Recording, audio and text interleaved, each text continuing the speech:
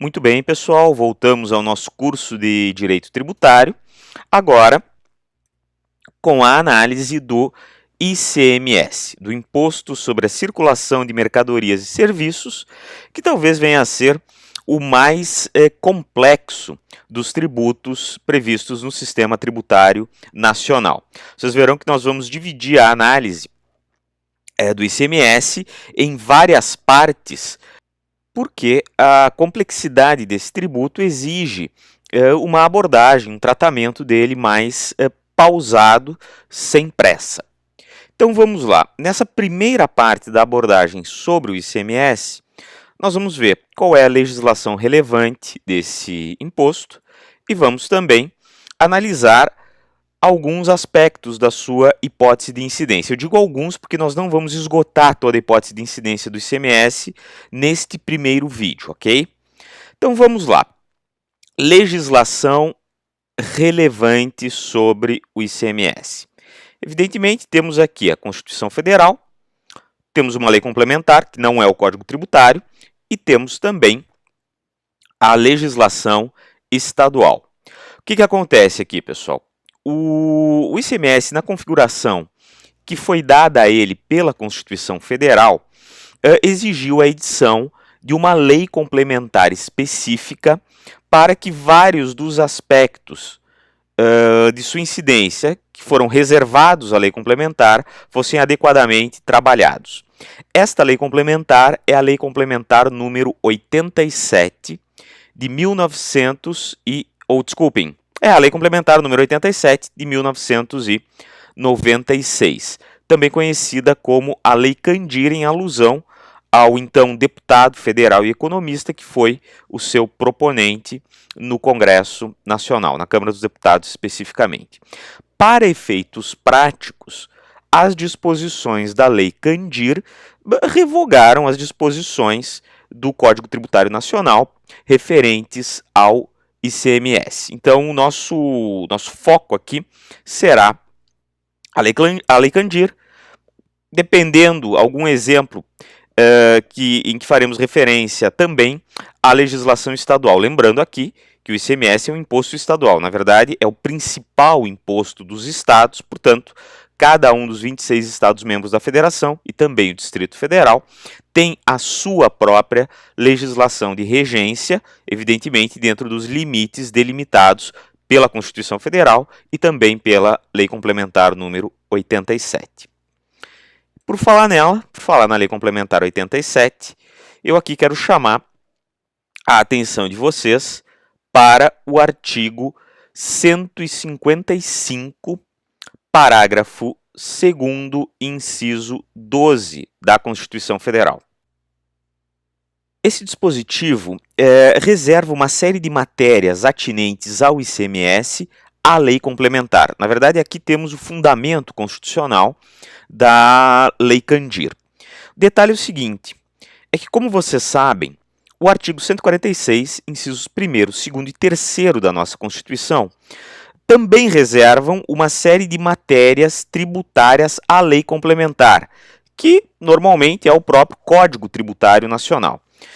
Porém, o 155, parágrafo 2º, inciso 12, vai muito além do artigo 146 no que toca especificamente ao ICMS. É um dispositivo constitucional que se aplica apenas a este tributo que estamos analisando, o 155, parágrafo 2º, inciso 12. Então vamos dar uma olhada na redação desse dispositivo. Reparem, inciso 12 do artigo 155, parágrafo 2º. Cabe à lei complementar, no ICMS, definir seus contribuintes, dispor sobre substituição tributária, disciplinar o regime de compensação do imposto, fixar, para efeito de sua cobrança, a definição do estabelecimento responsável, o local das operações relativas à circulação de mercadorias e das prestações de serviços, excluir da incidência do imposto nas exportações para o exterior serviços e outros produtos além dos mencionados no inciso 10º, a linha A. Prever casos de manutenção do crédito relativamente à remessa para outro Estado e exportação para o exterior de serviços e de mercadorias. Regular a forma como, mediante deliberação dos Estados e do Distrito Federal, isenções, incentivos e benefícios fiscais serão concedidos e revogados. Por fim, cabe à lei complementar no ICMS definir os combustíveis e lubrificantes sobre os quais o imposto incidirá uma única vez, qualquer que seja a sua finalidade, hipótese em que não se aplicará o disposto no inciso 10º, a linha B. Bom, uma série de assuntos aqui, portanto, e assuntos que nós vamos desdobrando ao longo da nossa explanação sobre o ICMS, que constituem matéria reservada à lei complementar e que estão devidamente disciplinados lá na Lei Complementar 87 de 96. Então, feito esse esclarecimento especial sobre o papel da Lei Complementar no ICMS, podemos agora seguir adiante, iniciando a análise do aspecto material da hipótese de incidência desse imposto. Tudo começa, como sempre, na própria Constituição Federal. Então, a previsão do ICMS está ali inscrita no artigo 155, inciso 2º. Reparem, compete aos Estados e ao Distrito Federal instituir impostos sobre, inciso 2, operações relativas à circulação de mercadoria e sobre prestações de serviços de transporte interestadual e intermunicipal e de comunicação, ainda que as operações e as prestações se iniciem no exterior. Ora, pela simples leitura inicial desse dispositivo, nós já percebemos o seguinte: já percebemos que o aspecto material da hipótese de incidência do ICMS é bastante complexo. E essa complexidade se torna ainda mais evidente quando nós lemos o artigo 2º da Lei Complementar número 87, que desdobra com um pouco mais de clareza e precisão essa hipótese de incidência, esse aspecto material já indicado pela Constituição Federal. Então vamos lá, vamos dar uma lida aqui no artigo 2º da Lei Complementar 87. O imposto incide sobre 1. Operações relativas à circulação de mercadorias, inclusive o fornecimento de alimentação e bebidas em bares, restaurantes e estabelecimentos similares. 2. Prestação de serviços de transporte interestadual e intermunicipal por qualquer via de pessoa, bens, mercadorias ou valores. 3. O imposto incide sobre prestações onerosas de serviço de comunicação, por qualquer meio, inclusive a geração, a emissão, a recepção, a transmissão, a retransmissão, a repetição e a ampliação de comunicação de qualquer natureza. 4. O imposto incide sobre o fornecimento de mercadorias com prestação de serviços não compreendidos na competência tributária dos municípios. Por fim, inciso 5º, o imposto incide sobre o fornecimento de mercadorias com prestação de serviços sujeitos ao imposto sobre serviços, de competência dos municípios, quando a lei complementar aplicável expressamente o sujeitar à incidência do imposto estadual. Bom, e o que podemos dizer de tudo isso? Observando o panorama, digamos assim, geral do ICMS, é possível concluir, pela leitura aqui do 155, inciso 2º, e da Lei Complementar 87, que o aspecto material da hipótese de incidência do ICMS engloba pelo menos 3 dimensões distintas, engloba, digamos assim, atividades com 3 naturezas distintas. A circulação de mercadorias, depois a prestação de serviços de transporte interestadual e intermunicipal e, por fim, a prestação de serviços de comunicação. É quase como se fossem 3 impostos reunidos em um só. Eu digo quase como se fossem porque, na verdade, existe um princípio unificador dessas 3 dimensões do aspecto material da hipótese de incidência do ICMS, que é o princípio da não cumulatividade, que nós vamos analisar num vídeo subsequente. Mas fica agora, então, estabelecido, de maneira a simplificar um pouco as coisas, sem fugir à realidade, que o ICMS incide sobre 3 dimensões, digamos assim, de atividade: circulação de mercadorias, prestação de serviços de transporte interestadual, intermunicipal e prestação de serviços de comunicação. Essa complexidade no aspecto material, obviamente, terá outros desdobramentos que serão também analisados conforme a nossa matéria evolui. Marquem bem isso por enquanto. Agora vamos seguindo em frente. Vamos seguindo um pouquinho mais na análise do aspecto material da hipótese de incidência desse imposto. O que nós temos que ver agora é o seguinte: o conceito de circulação para fins de ICMS.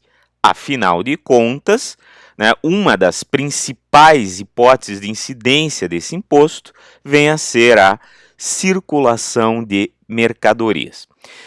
Existe todo um debate já antigo no direito tributário brasileiro, e que já foi mais intenso, devo dizer, no passado, quanto ao conceito de circulação.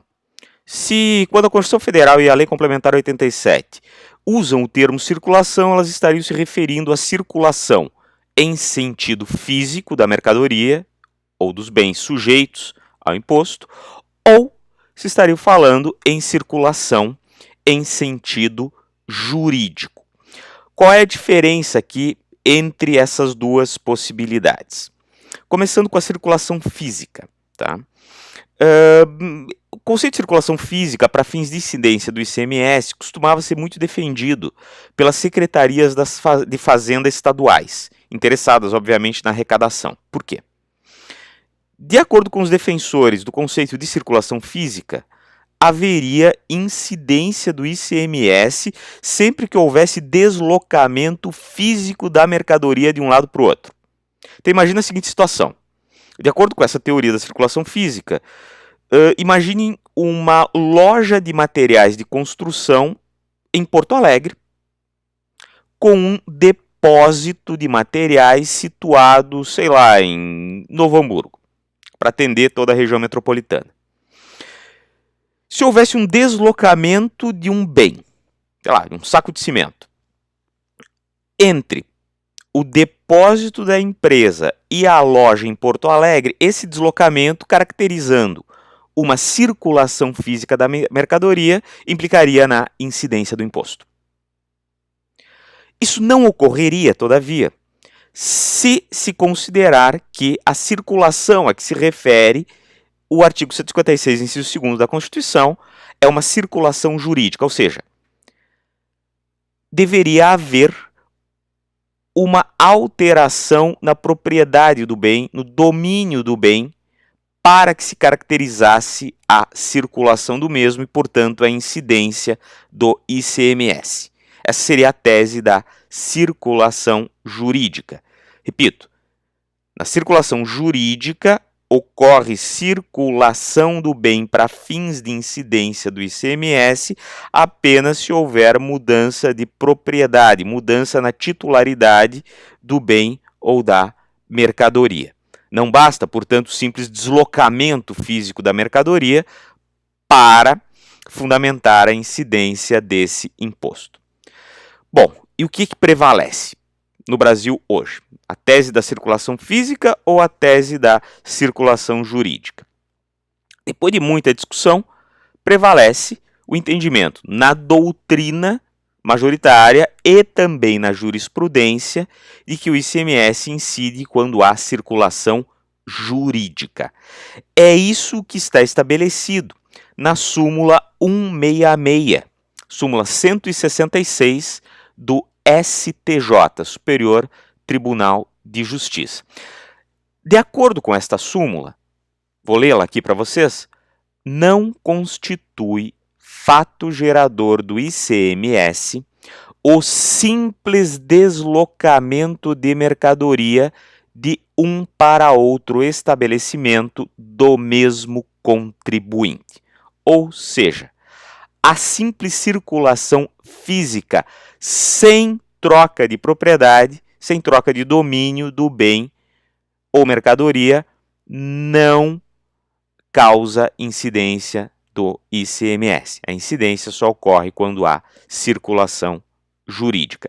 Essa é a posição, eu diria, dominante, doutrinária e na jurisprudência. Alerto vocês, todavia, que isso pode mudar, porque um dos pontos que se alega para tentar forçar uma mudança de entendimento quanto a esse ponto, obviamente, alegações muito defendidas pelas fazendas estaduais, é de que a súmula 166 é anterior à Lei Complementar 87 e, de fato, o é. A súmula 166 foi editada algumas semanas antes da entrada em vigor da Lei Complementar 87. E que, portanto, dadas algumas disposições da Lei Complementar, seria possível reabrir a discussão quanto à questão da incidência na circulação física. Por enquanto, todavia, prevalece esse entendimento, essa súmula não foi revogada pelo STJ. E, majoritariamente, se entende, em outros tribunais, que, de fato, o ICMS só incide quando ocorre a circulação jurídica do bem ou mercadoria. Um outro ponto que precisa ser analisado agora diz respeito à incidência do ICMS sobre as chamadas operações mistas. São aquelas operações em que há um fornecimento de serviço juntamente com a circulação de mercadorias ou bens. Por exemplo, um clássico, bares e restaurantes, onde ocorre a prestação do serviço, mais a circulação de mercadoria, alimentos, bebidas, etc, etc. Então, existe aí um potencial conflito nessas operações mistas entre a incidência do ICMS e a incidência de um imposto municipal, o ISS, Imposto sobre Serviços. A própria Lei Complementar número 87, vocês reparam aqui, no artigo 2º, inciso 4º e inciso 5º, já fornece algumas diretrizes para que, no caso de conflito, se decida o que incide nessas operações mistas. Se incide ICMS, porque há circulação de mercadorias e bens, ou se incide ISS, porque há, afinal, também uma prestação de serviço nessas operações. A questão aqui é a seguinte: o critério decisório básico. Existe uma lei complementar, atualmente é a Lei Complementar número 116, que fornece uma lista de serviços sobre os quais incide o imposto municipal, o ISS. Então, com base nessa lista, o artigo 87, segundo da Lei Complementar 87 estabelece que, nas operações mistas, vou ler aqui o inciso 4º, o fornecimento de mercadorias com prestação de serviços não compreendidos na competência tributária dos municípios leva à incidência do ICMS. Inciso 5º. Há também incidência do ICMS no fornecimento de mercadorias com prestação de serviços sujeitos ao imposto sobre serviços de competência dos municípios quando a lei complementar aplicável, aquela do ISS, a 116, expressamente o sujeitar à incidência do imposto estadual. Então, quando se trata de operações mistas, pessoal, é preciso consultar a Lei Complementar número 116 para definir se haverá ou não a incidência do ICMS. Claro, consultá-la sempre tendo em vista também essas disposições que acabamos de ler do artigo 2º, inciso 4º e inciso 5º da Lei Candir, ok? Então é preciso um certo cuidado aqui quando estivermos trabalhando com essas operações mistas. Pode haver incidência do ISS ou pode haver incidência do ICMS, conforme disposições também da Lei Complementar número 116. Vamos em frente agora. Ainda sobre o aspecto material da hipótese de incidência do ICMS. É preciso tomar cuidado para alguns casos que são configurados pela Lei Complementar número 87 como casos de não incidência do ICMS. Tá? Esses casos de não incidência estão previstos aqui no artigo 3º da Lei Candir. Vamos dar uma olhada rápida aqui em quais são essas hipóteses. O artigo 3º da Lei Candir estabelece que o imposto, o ICMS, não incide sobre operações com livros, jornais, periódicos e o papel destinado à sua impressão. Evidente isso porque há uma imunidade constitucional, como vocês sabem, em relação a livros, jornais, periódicos e etc. Inciso 2º, também não incide o ICMS sobre a operação e prestação que definem ou que destinem ao exterior mercadorias, inclusive produtos primários e produtos industrializados, semi-elaborados ou serviços. 3º, não incide o ICMS sobre operações relativas à energia elétrica e petróleo, inclusive lubrificantes e combustíveis líquidos e gasosos dele derivados, quando destinados à industrialização ou à comercialização. 4º, não incide ICMS nas operações com ouro, quando definido em lei como ativo financeiro ou instrumento cambial.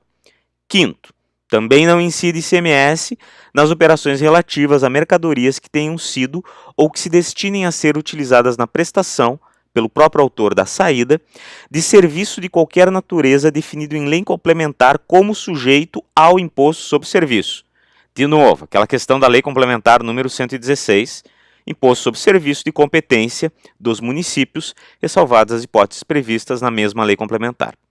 Inciso 6º, não incide ICMS sobre operações de qualquer natureza de que decorra transferência de propriedade de estabelecimento industrial, comercial ou de outra espécie. Não incide sobre operações decorrentes de alienação fiduciária em garantia, inclusive a operação efetuada pelo credor em decorrência de inadimplemento do devedor. Não incide sobre operações de arrendamento mercantil, não compreendida a venda do bem arrendado ou ao arrendatário. Inciso 9º. Também não incide ICMS sobre operações de qualquer natureza de que decorra a transferência de bens móveis salvados de sinistro para companhias seguradoras. Parágrafo único nos traz também algumas outras hipóteses de não incidência. Reparem. Equipara-se às operações de que trata o inciso 2º a saída da mercadoria realizada com fim específico de exportação para o exterior, destinada a empresa comercial exportadora, inclusive tradings, ou outro estabelecimento da mesma empresa. Também, armazéns não incide sobre operações que impliquem a transferência de mercadoria para armazém alfandegado ou entreposto aduaneiro. Feito. Aqui a lista, portanto, de não incidências. O que eu quero destacar aqui para vocês é o seguinte, é que estas hipóteses de não incidência do ICMS, tecnicamente, não são isenção. Tecnicamente, a não incidência para o direito tributário é um fenômeno diferente da isenção. Não saem por aí dizendo que essas hipóteses do artigo 3º são hipóteses de isenção. Tecnicamente não é isso. Qual é a diferença básica entre a não incidência e a isenção? Para vocês entenderem. A diferença é a seguinte. Na não incidência, determinadas operações são excluídas pela própria lei, no caso aqui a Lei Complementar 87, determinadas operações são excluídas pela própria lei da incidência do tributo. O tributo incide sobre um conjunto de operações, mas a lei especificamente, explicitamente, determina que sobre outro conjunto de operações não haverá incidência do imposto. Acabou. É diferente da isenção. Por quê? Porque na isenção ocorre a incidência do imposto, a obrigação tributária surge, mas o contribuinte é dispensado do pagamento. Isenção tributária é isso, é dispensa do pagamento do tributo após a ocorrência do fato gerador, da incidência da norma tributária e do surgimento da obrigação. Reparem, na não incidência não há o surgimento da obrigação tributária. Na isenção, há o surgimento pela incidência da obrigação, todavia o contribuinte é dispensado do pagamento. Ah, mas na prática vai dar no mesmo, não vai pagar o tributo. Sim, o resultado prático final é o mesmo, mas as razões pelas quais se chega a esse resultado são diferentes na não incidência e na isenção. Então, eu apenas gostaria de deixar isso claro, já que estamos tratando aqui do artigo 3º da Lei Complementar 87, hipóteses de não incidência. que não se confundem com hipóteses de isenção, que essas podem estar previstas, inclusive, nas legislações estaduais e são coisa diferente do que nós vemos aqui no artigo 3º da Lei Complementar 87. Bom, feita essa distinção, vamos seguindo em frente agora para um outro ponto complexo do ICMS, o aspecto espacial da sua hipótese de incidência. Por que eu digo que é um outro caso complexo? Pelo seguinte, como nós temos 3 dimensões no aspecto material da hipótese de incidência do ICMS, isso acaba se refletindo obrigatoriamente na definição das coordenadas de local onde se reputa ocorrido o fato gerador desse imposto. Então reparem que a Lei Complementar 87 é bastante detalhista no que toca a essa questão do local da ocorrência do fato gerador. Começando aqui com o artigo 11, inciso 1º da Lei Complementar. O local da operação ou da prestação para os efeitos da cobrança do imposto e definição do estabelecimento responsável é, tratando-se de mercadoria ou bem, primeira dimensão do aspecto material, circulação de mercadorias ou bens, ou do estabelecimento onde se encontre no momento da ocorrência do fato gerador, onde se encontre quando em situação irregular pela falta de documentação fiscal ou quando acompanhado de documentação inidônea, como dispuser a legislação tributária. Bom, e por aí vai nas demais hipóteses atinentes à circulação de mercadorias ou bens. Não vou lê-las individualmente, todas vocês têm aqui na tela e podem consultar ali na própria lei complementar. O que eu quero dizer é o seguinte, é que quando se trata do ICMS e do aspecto material da hipótese de incidência, cada caso é um caso. O que acontece é que a Lei Candir, e não poderia ser diferente, vai estabelecendo uma diferenciação quanto ao aspecto espacial de acordo com a natureza do aspecto material. Reparem agora, continuando aqui na Lei Candir, reparem agora na redação do artigo 11, inciso 2º e do inciso 3º. O inciso 2º do artigo 11 trata do local da incidência do imposto no que toca a prestação dos serviços de transporte, aquela segunda dimensão do aspecto material. Depois, o inciso 3º da Lei Candir, do artigo 11, estabelece o local em que se reputa ocorrido o fato gerador, quando se trata da prestação onerosa de serviços de comunicação, portanto, da terceira das dimensões do aspecto material da hipótese de incidência. Então, reparem, a cada dimensão do aspecto material da hipótese de incidência, nós teremos coordenadas diferentes no aspecto espacial, no local onde se reputa ocorrido o fato gerador. De novo, é aquele princípio do cada caso é um caso, ocorrendo, portanto, uma diferenciação das coordenadas de local da incidência do ICMS de acordo com a natureza do aspecto material. Para circulação de bens e serviços é um critério, ou um conjunto de critérios, melhor dizendo, previstos lá no artigo 11, inciso 1º. Para a prestação de serviços de transporte é outro conjunto de critérios previstos no inciso 2º. E para serviços de comunicação há ainda um terceiro conjunto de critérios que vocês podem conferir aqui no inciso 3º do artigo 11 da Lei Complementar 87. Então, com essas observações, pessoal, sobre o aspecto espacial, nós encerramos esse vídeo, não quero deixá-lo muito longo, e em seguida retomamos a análise dos demais aspectos da hipótese de incidência do ICMS no segundo vídeo, na segunda parte dessa nossa série. Obrigado por enquanto.